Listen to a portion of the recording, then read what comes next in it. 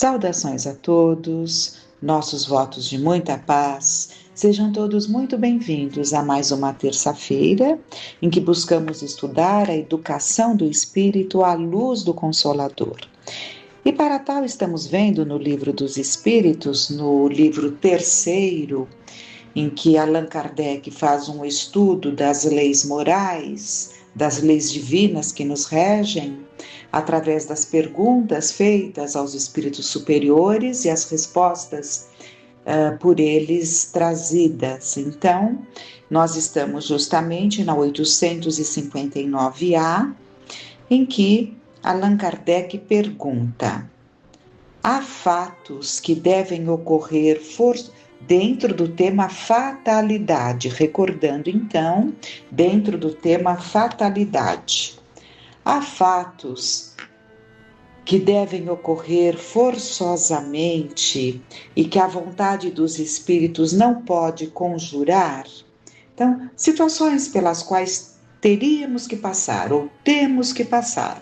E os nossos espíritos guardiães, protetores, não podem impedir que aquilo aconteça? Essa é a pergunta, né? Sim. Então, há situações, mas que tu, quando no estado de espírito, viste e pressentiste ao fazer a tua escolha.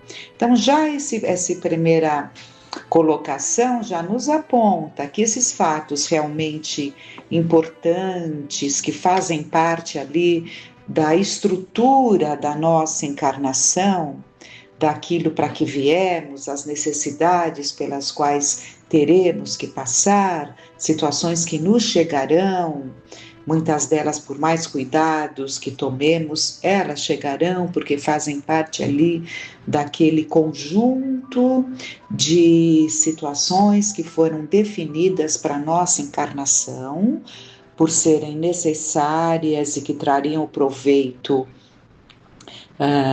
desejado e pelas quais temos que passar, enfrentar esses desafios. Então, estas situações nós sabemos, né?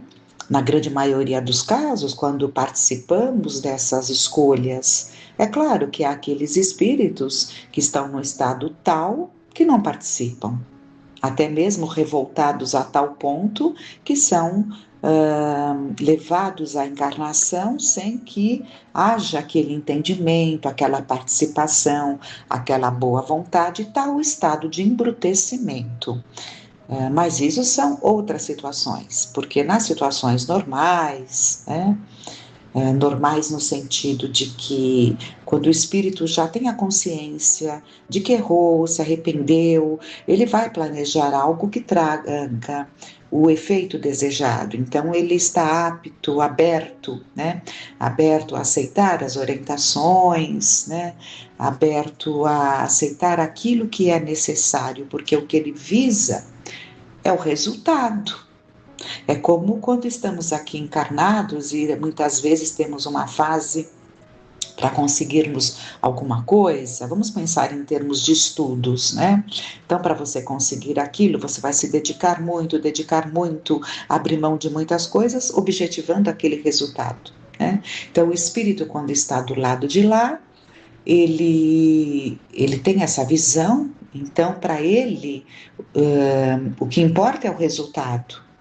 Mesmo tendo que enfrentar, ele sabe que é importante, faz parte, enfrentando ali as situações para se chegar ao resultado. Bom, mas vamos continuar. Então, retomando, sim, mas tu, quando no estado de espírito, viste e pressentiste ao fazer a tua escolha. Não acrediteis, porém, que tudo o que acontece esteja escrito como se diz. Um acontecimento é quase sempre a consequência de uma coisa que fizeste por um ato de sua livre vontade, de tal maneira que se não tivesseis praticado aquele ato, o acontecimento não se verificaria. Se queimas o dedo, isso é apenas a consequência de tua imprudência e da condição da matéria. Somente as grandes dores, os acontecimentos importantes e capazes de influir na tua evolução moral, são previstos por Deus, porque são úteis à tua purificação e à tua instrução. Então, aqui fica bem claro, uma série de coisas pelas quais passamos e que acabam nos aborrecendo, acabam muitas vezes trazendo ali situações, prejuízos, enfim, são atitudes tomadas por nós mesmos ali, uma escolha precipitada, um descuido, uma imprevidência, um arriscar demasiado, né? Dando um passo maior do que podemos. Então, tantas coisas nós vamos criando na nossa encarnação e sofremos as consequências. Estava previsto? Claro que não estava previsto.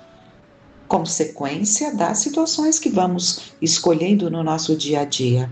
O que está previsto, repetindo, são os acontecimentos importantes e capazes de influir na tua evolução moral.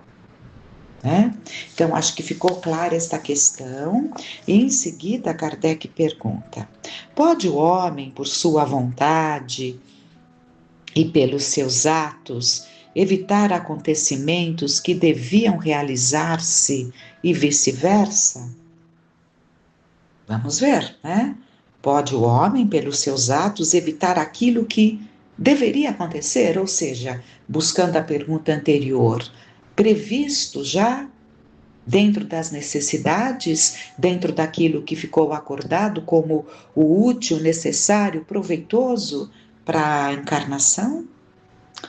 Mas o homem pode evitar? Vamos ver a resposta. Pode, desde que esse desvio aparente possa caber na ordem geral da vida que ele escolheu. Além disso, para fazer o bem, como é do seu dever e único objetivo da vida, ele pode impedir o mal, sobretudo aquele que pudesse contribuir para um mal ainda maior. Né? Então, aqui está claro que esse desvio aparente, né, não acontece exatamente da forma como deveria acontecer, desde que possa caber na ordem da vida que ele escolheu, da ordem geral da vida que ele escolheu, né? Então, pode haver mudanças dentro daquilo que ele escolheu. Aí ele fala, né, que fazer o bem, que é o próprio dever, pode-se impedir o mal, sobretudo aquele que pudesse contribuir para um mal ainda maior. Vamos tentar alcançar, de alguma forma, a essa resposta. Temos na mente um exemplo que eu acho que nos ajuda a compreender, né?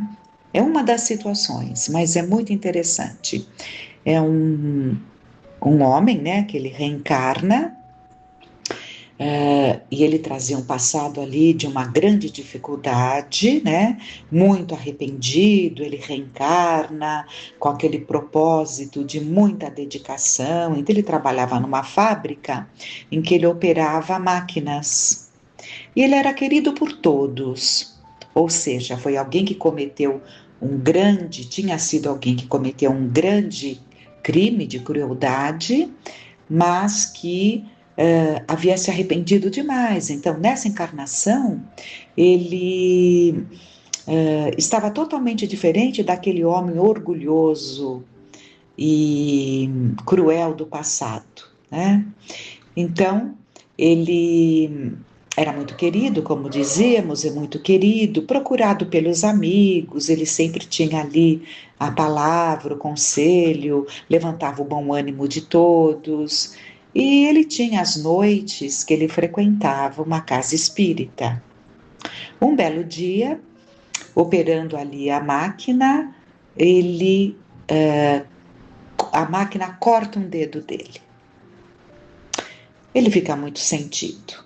muito sentido, todos ficaram muito sentidos. Nossa, que tristeza, ele tão bom, por que que isso aconteceu? Ficou todo mundo ali muito penalizado e o pior, ele ficou penalizado, ele ficou com muita pena de si mesmo, ele começou a se questionar. Por que, meu Deus, eu tenho me esforçado tanto, por que que isso foi acontecer? Né? Porque nós temos que entender que a perda de um dedo, dependendo da situação, não é só uma questão de estética, é uma questão de prejuízo, né? Dependendo ali do que temos que fazer, é um prejuízo, né? E foi nessa disposição que ele foi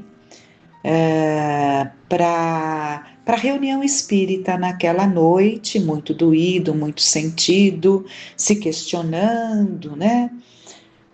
Aí um espírito orientador disse a ele: Fulano, por que estás tão magoado, tão sentido com o que te aconteceu? Se estava programado inicialmente para você perder um braço e o seu comportamento, a sua mudança, possibilitou que você perdesse apenas um dedo. Resumindo, então, numa encarnação anterior, ele como um senhor de fazenda, eu acho que de cana de açúcar, um erro cometido por um escravo, uma petulância de algum escravo, eu não me lembro exatamente o que aquele escravo fez que alcançou tanto a ele que ele mandou que colocassem o braço daquele escravo naquela máquina que ai meu Deus, não fugiu a palavra, né? Que vai ali a cana, né? Que vai, enfim, fugiu a palavra, mas todos entendemos, né? Aquela roda que vai cortando, né? Que vai cortando, foi colocado o braço dele. Feito isso, quando ele viu todo aquele sangue, todo o resultado daquilo, em seguida ele se arrepende muito. Ele passa uma encarnação muito arrependido por esse excesso, por essa arbitrariedade, por essa crueldade. Tudo isso foi o preparando e depois no plano espiritual, essa dor do arrependimento, não saía da cabeça dele esse crime, esse excesso que ele havia cometido. E ele, por isso que ele reencarna disposto ao acerto, né?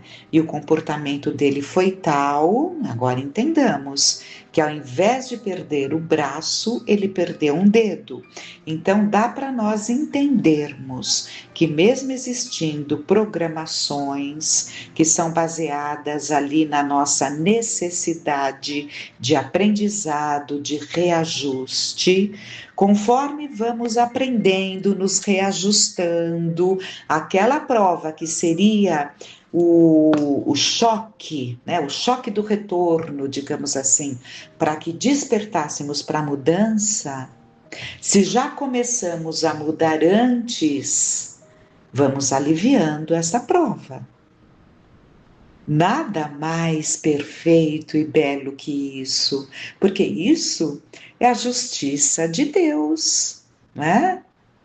Quando foi ali, digamos, dada a sentença, né? Usando ali a nossa terminologia, mas quando foi ali dito, né? Programado que seria de tal forma, porque seria o necessário para nós, mas vamos agindo de tal modo que quando chega o momento, aquilo pode ser aliviado.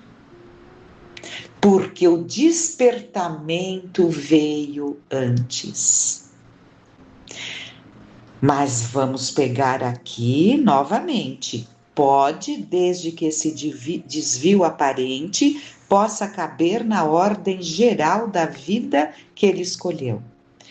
Ou seja, nós podemos depreender que há situações que, mesmo com todo o empenho, mesmo com toda a mudança, aquela determinada situação faz parte, então não pode ser mudada. Então, desde que não mude o contexto da necessidade da encarnação. É isso, né? Em seguida, Kardec pergunta: o homem que comete um assassinato sabe, ao escolher a sua existência, que se tornará assassino? Então, o homem que comete um assassinato sabe, ao escolher a sua existência, que se tornará um assassino? Não precisa ser muito conhecedor para saber que a resposta é não, né? Não precisamos nem ler, porque seria um absurdo nós entendermos que alguém é programado para ser um assassino, né? Então vamos lá. Não, sabe apenas que ao escolher uma vida de lutas, terá a probabilidade de matar um dos seus semelhantes, mas ignora se o fará ou não, porque estará quase sempre nele tomar a deliberação de cometer o crime. Ora, aquele que delibera sobre alguma coisa é sempre livre de a fazer ou não. Se o espírito soubesse com antecedência que, como homem, devia cometer um assassínio, estaria predestinado a isso. Sabei, então, que não há ninguém predestinado ao crime e que todo crime, como todo e qualquer ato, é sempre o resultado da vontade e do livre-arbítrio. De resto, sempre confundis duas coisas bastante distintas: os acontecimentos materiais da existência e os atos da vida moral. Se há fatalidade, às vezes, é apenas no tocante aos acontecimentos materiais, cuja causa está fora de vós e que são independentes da vossa vontade. Quanto aos atos da vida moral, emanam sempre do próprio homem, que tem sempre, por conseguinte, a liberdade da escolha. Para os seus atos, não existe jamais a fatalidade. Jamais. Claro, né? Claro que não. Por quê? Vai depender ali das suas escolhas, da sua moral, né? A sua moral permite que ele faça isso ou não. Então, se ele traz um instinto assassino,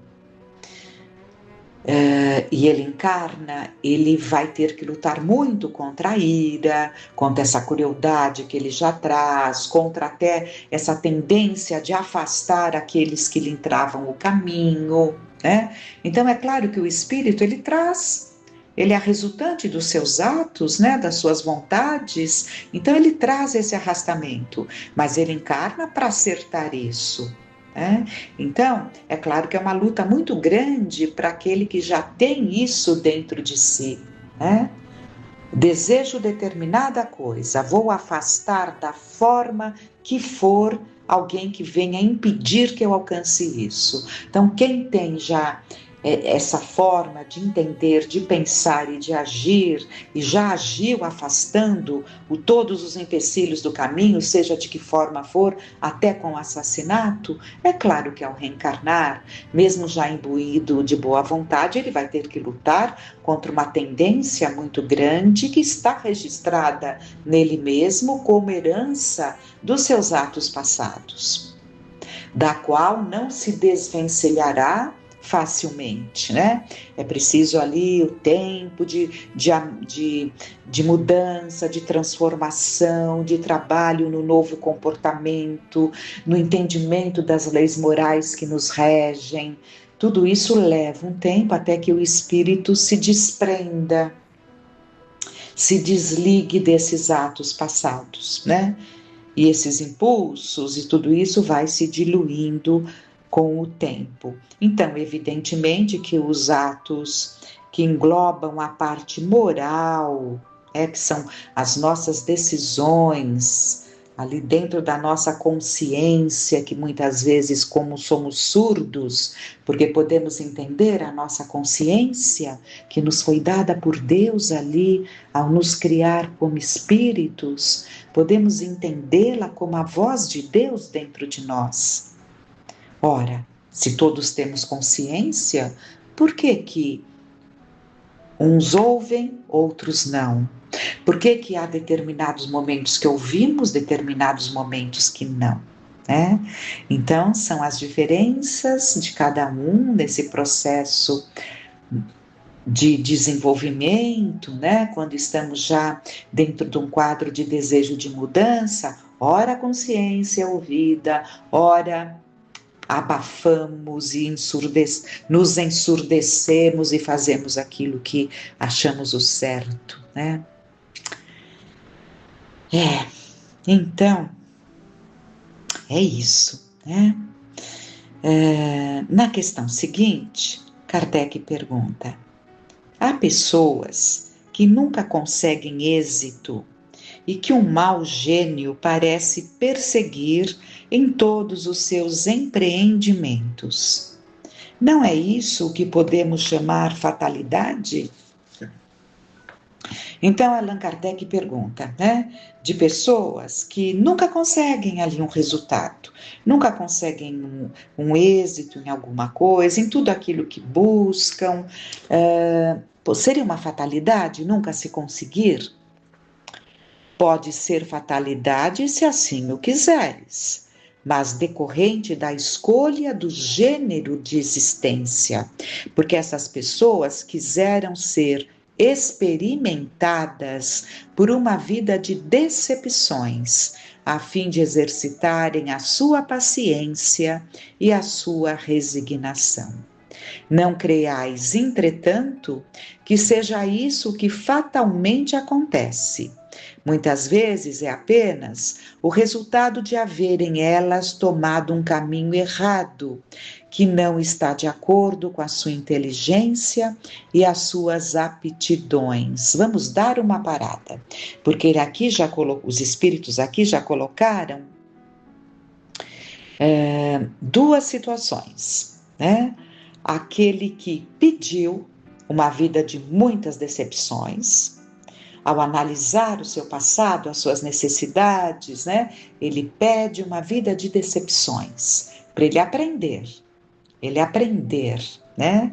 Aquilo que lá fora, lá atrás, ele deve ter abusado das facilidades, ele pede para aprender a lutar contra as dificuldades. Uma vida de decepção, para trabalhar o espírito, para ensinar a paciência, para testar a sua boa vontade. O espírito pode pedir, mas o espírito continuou dizendo: não creais, entretanto, que seja isso que fatalmente acontece. Muitas vezes é apenas o resultado de haverem elas tomado um caminho errado, que não está de acordo com a sua inteligência e as suas aptidões. Então, quantos caminhos nós podemos buscar que não estão dentro das nossas condições? Brilha para nós, né? Desejamos determinada posição e vamos lá, né? Olhando o resultado, eu quero tal caminho, vamos pensar na profissão, né? Eu quero tal caminho, porque vou alcançar os objetivos que eu desejo em termos de posição social, de facilidades, né? De retorno financeiro. Então, tudo isso pode ser um motivo para escolhermos determinados caminhos, para os quais muitas vezes estamos longe de estarmos preparados. Um médico, por exemplo, que foca no resultado financeiro e não tem aquela paciência de ouvir o outro, né? Se ele não tem paciência, não ouve seus familiares, não tem paciência de ter um olhar para um amigo que está com uma dificuldade, a dor do outro pouco lhe importa, né?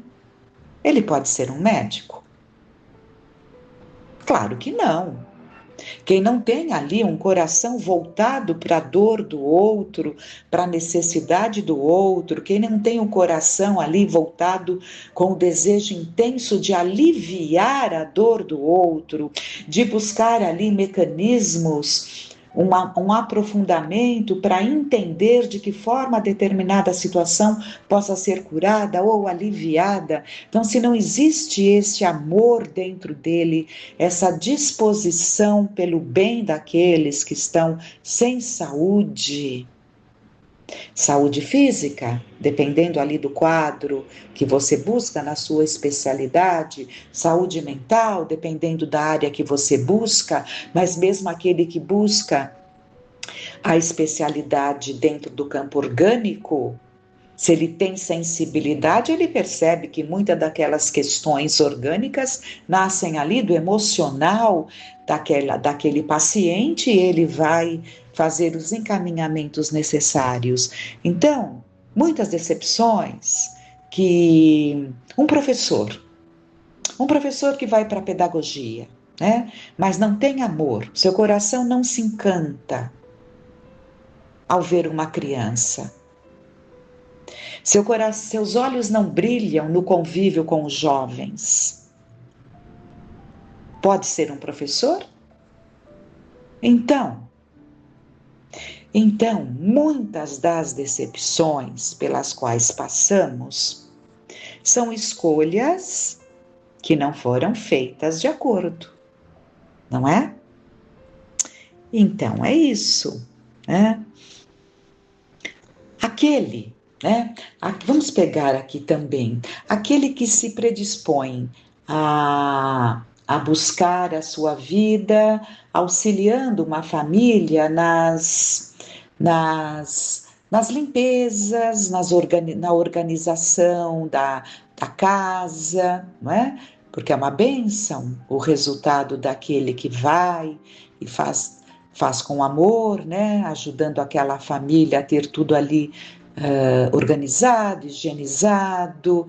Mas se essa pessoa que busca esse caminho não cuida da sua própria casa, não sente prazer em deixar tudo organizado, higienizado, será que é um caminho que ela deve buscar? Falei ela, mas pode ser ele, né? Será que é um caminho que essa pessoa deve buscar? Né? Porque temos higienes de prédios, tudo, não é isso? Né? Nossa, a limpeza ela vai muito além das casas, né? Então, será que esse é o caminho? Se você não tem higiene, cuidados, é o caminho? Bom, pode-se aprender, de fato, pode-se aprender, pode-se mudar, mas se não aprende, se não muda, será uma vida de muita contrariedade. Não sei, eu acho que esses exemplos talvez nos ajudem a compreender, não é? A compreender. Vamos voltar aqui. Aquele que quer atravessar um rio a nado, sem saber nadar, tem grande probabilidade de morrer afogado. Assim acontece na maioria das ocorrências da vida. Se o homem não empreendesse mais do que aquilo que está de acordo com as suas faculdades, triunfaria quase sempre. O que o perde é o seu amor próprio e a sua ambição, que o desviam do caminho para tomar por vocação o simples desejo de satisfazer certas paixões. Então fracassa e a culpa é sua. Mas, em vez de reconhecer o erro, prefere acusar a sua estrela. O que teria sido um bom operário ganhando honradamente a vida, mas se fez um mau poeta e morre de fome. Haveria lugar para todos se cada um soubesse ocupar o seu lugar. Brilhante orientação temos nessa resposta. Nessas respostas, nesse estudo, que Deus nos abençoe a clarearmos o nosso entendimento, né?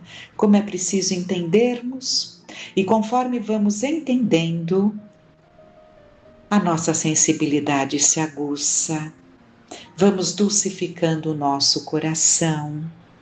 E assim, aos poucos, né? Mas com paciência, vamos operando as mudanças necessárias.